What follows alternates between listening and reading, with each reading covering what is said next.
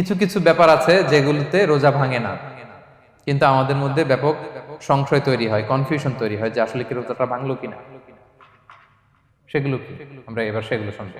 3 নম্বর sub পয়েন্টটা তো clear যে কিছু কিছু কাজ আছে যেগুলো করলে আসলে রোজা ভাঙে না। Things or actions that don't invalidate the fast, এটা আপনার রোজা ভাঙবে না। সেগুলো কি? এক নম্বর হচ্ছে ভুল করে যদি কেউ খায়, যেটা আমাদের আগের পয়েন্টে আমি ক্লিয়ার করে দিয়েছি, অথবা জোর করে যদি কাউকে খাওয়ানো হয় তার রোজা ভাঙবে না, এটা আপনারা ইতিমধ্যে জেনেছেন। একটা হাদিস শুনে সহিহ বুখারী, রাসূল সাল্লাল্লাহু আলাইহি ওয়াসাল্লাম বলেছেন, মান নাসিয়া ওয়া হুয়া সাইম ফাআকালা আও শারিবা, রোজা অবস্থায় কেউ যদি ভুল করে খেয়ে ফেলে, ফালিউতিম্মা সাওমা, সেজন্য তার রোজা পূর্ণ করে, তার রোজা ভেঙে গেছে মনে করে সেজন্য খাওয়া শুরু না করে, সেজন্য রোজা পূর্ণ করে। কারণ ফাইন্নামা আতআমাহুল্লাহু ওয়া সাকা, কারণ আল্লাহই তাকে খাইয়েছে, আল্লাহই তাকে পান করিয়েছে। কিন্তু ভুল করে খেয়ে ফেলছেন, এটা তো আপনার হাতে ছিল না। তাহলে ভুল করে খেলে তার রোজা ভাঙবে না, কাজা কাফারা কিছুই লাগবে না, জাস্ট ইউ কন্টিনিউ ইউর সিয়াম। ওকে। 2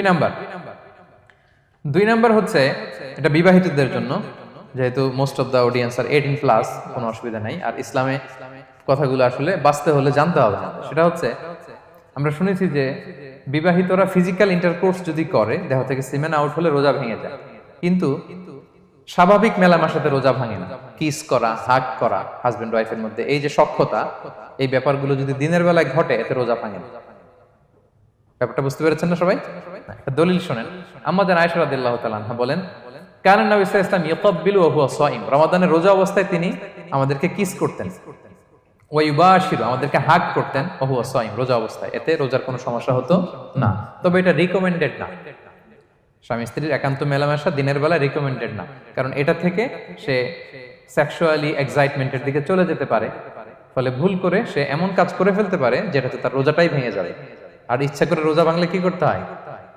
কাজাও কাফারাও, খবর আছে না? সেজন্য এটা খেয়াল রাখতে হবে।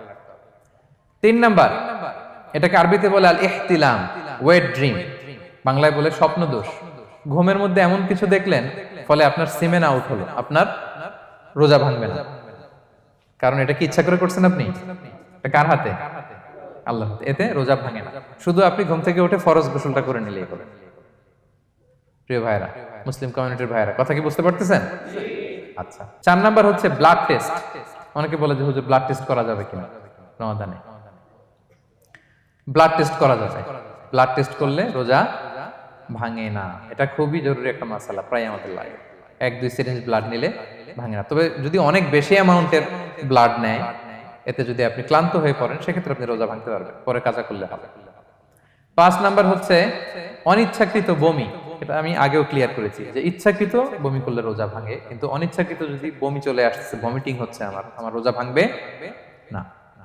6 নম্বরে নোজ ব্লিডিং, নাক দিয়ে অনেকে রক্ত পড়ে না, নাক দিয়ে রক্ত ঝরলে মানুষের রোজা ভাঙে না, আনলেস যদি অনেক বেশি অ্যামাউন্টের হয়, আপনি ক্লান্ত হয়ে পড়েন, তখন তো আপনি রোজা ভাঙতে পারবেন।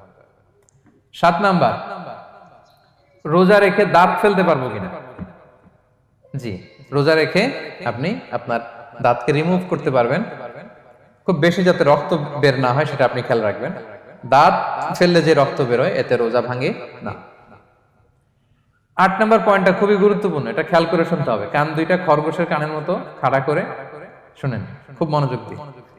8 নাম্বারটা হচ্ছে ইনজেকশন। রোজা রেখে ইনজেকশন দেয়া যাবে কিনা? কিছু কিছু ইনজেকশন দেয়া যাবে, কিছু কিছু দেয়া যাবে না। কোনগুলো দেয়া যাবে না? এনার্জেটিক ইনজেকশন দেয়া যাবে না। যে ইনজেকশনে ফুড সাপ্লিমেন্টারি আছে, যেটার মধ্যে নিউট্রিশন ভ্যালু আছে, এই ইনজেকশনগুলো দেয়া যাবে না।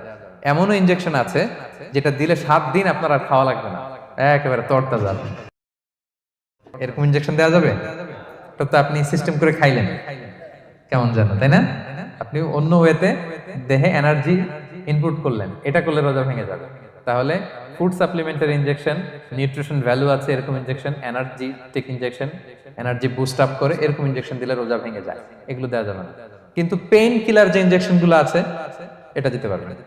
পেইন কিলার ইনজেকশন দিতে পারবেন, অ্যান্টিবায়োটিক ইনজেকশন দিতে পারবেন, অ্যানেস্থেটিক ইনজেকশন দিতে পারবেন, এই জাতীয় মেডিকেশন ইনজেকশনগুলো দিতে পারবেন। কোভিডের যে ইনজেকশন এগুলো আপনি দিতে পারবেন, এগুলোতে রোজা ভাঙে না, কারণ এগুলোতে আপনার স্টোমাকে কিছু পৌঁছেও না, আপনাকে শক্তিবর্ধক কিছু দেহে প্রবেশও করাচ্ছে না, আপনার এনার্জিও বাড়ে না। আপনার এনার্জি বাড়ে না, আপনার নিউট্রিশন ভ্যালু অ্যাড হয় না, আপনার স্টোমাকে কিছু পৌঁছে না, এই জাতীয় সব ইনজেকশন দেওয়া যায়। ইনজেকশনের পয়েন্টটা ক্লিয়ার? 9 নম্বরে কিছু কমন ব্যাপার আছে। এই কমন জিনিসগুলো আমাদের মনের মধ্যে প্রায় প্রশ্ন জাগে যে এগুলো করা যাবে কি যাবে না, এগুলো ক্লিয়ার করি। এর মধ্যে 1 নম্বর হচ্ছে টুথপেস্ট। রোজা রেখে টুথপেস্ট দিয়ে ব্রাশ করা যাবে কিনা, বলেন যাবে কি যাবে না? যাবে, কে কে হাত তুলুন তো দেখি। হ্যাঁ, মাত্র 1 জন, 2 জন, 3 জন, 4 জন, 5 জন, 6 জন, দল ভারী হচ্ছে আস্তে আস্তে। হ্যাঁ, টুথপেস্ট দিয়ে ব্রাশ করা যাবে কি যাবে না? যাবে মাত্র 5 জন। আর যাবে না কয়জন দেখি? যাবে না, অনেকে যাবে না, অনেকে হাত তুলে নাই, ভাবছে কোন জায়গায় হাত তুলে কোন বিপদে পড়ি। চুপচাপ দেখি যে কোনটা জিতে। যাবে না? যাবে না, দল ভারী না? যাবে? এই সুন্দর বলছে, যাবে, কিন্তু না করাই ভালো। হ্যাঁ, যাবে। টুথপেস্ট দিয়ে ব্রাশ করলে রোজা ভাঙে না, তবে যদি খুব স্ট্রং টুথপেস্ট হয় এগুলো ব্যবহার না করা ভালো। দিনের বেলায় মেসওয়াক করা ভালো। হ্যাঁ, মেসওয়াক করলে ওইটা সবচেয়ে সেফ। তবে যদি আপনি টুথপেস্ট দিয়ে ব্রাশ করেন আপনার রোজা ভাঙবে না ইনশাআল্লাহ। কেউ কেউ মাকরু বলেছেন, কিন্তু আপনার রোজা ভাঙবে না।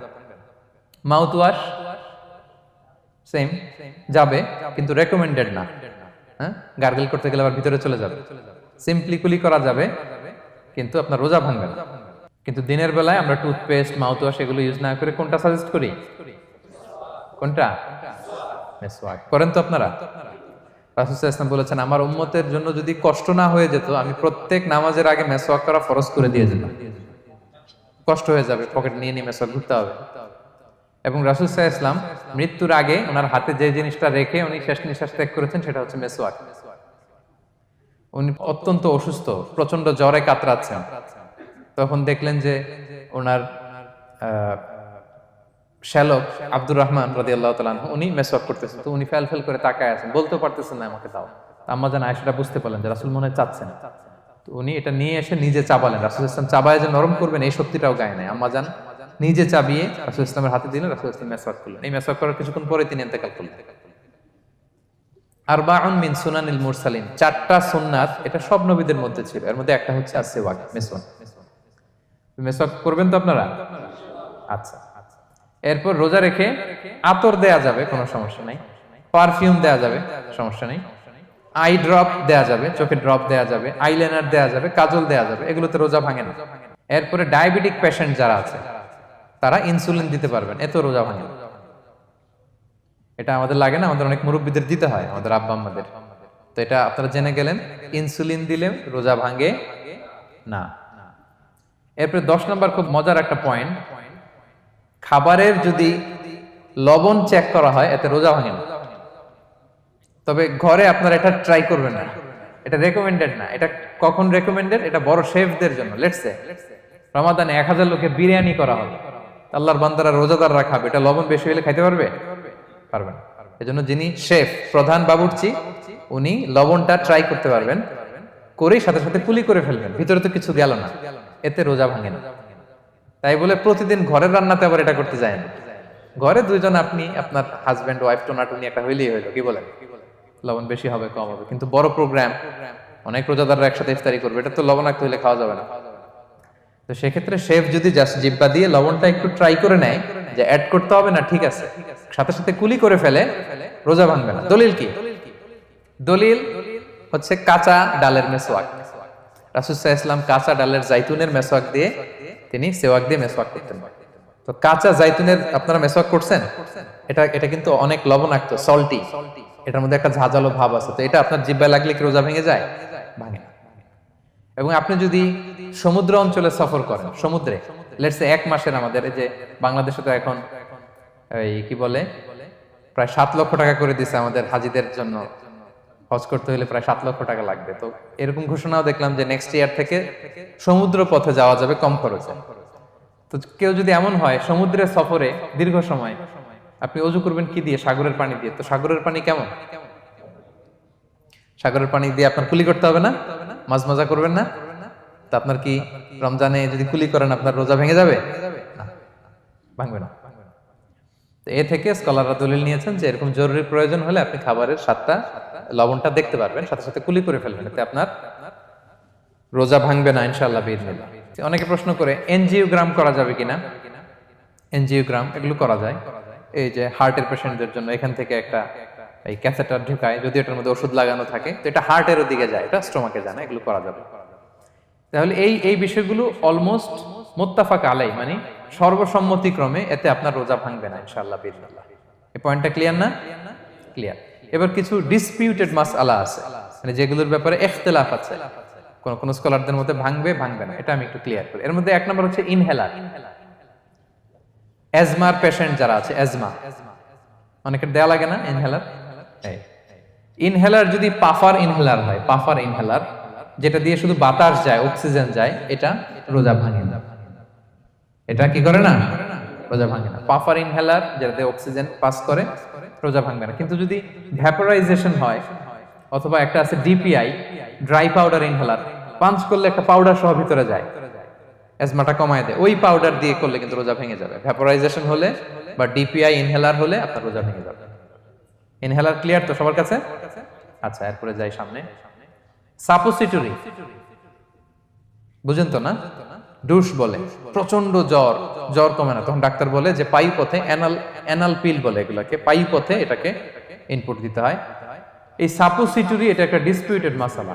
হানাফি স্কুল অফ থটে রোজা ভেঙে যায়। আমরা যেহেতু বেশিরভাগ হানাফি স্কুল ফলো করি, হানাফি মাযহাব, তো আমরা এটাই সাজেস্ট করি সাপোসিটরি না দেওয়া। তবে অন্যান্য স্কলারদের মতে রোজা ভাঙবে না, বিশেষ করে ইবনে তাইমিয়া আলাইহি রাহমার মতে রোজা ভাঙবে না। এখানে প্রসঙ্গ যেটা হচ্ছে, সাপোসিটরি সাধারণত দিতে হয় ইমার্জেন্সি পিরিয়ডে। কি বলেন? জ্বর আর কমে না, কঠিন অবস্থা, তো ওই অবস্থায় তো রোজা এমনি ভাঙা যায়। প্রচন্ড অসুস্থ হলে ভাঙা যায় না রোজা? ভাঙা যায়। তো আপনি রোজা ভাঙবেন, পরে কাজা করে ফেলবেন, সাপোসিটরি দিবেন, অসুবিধা নেই।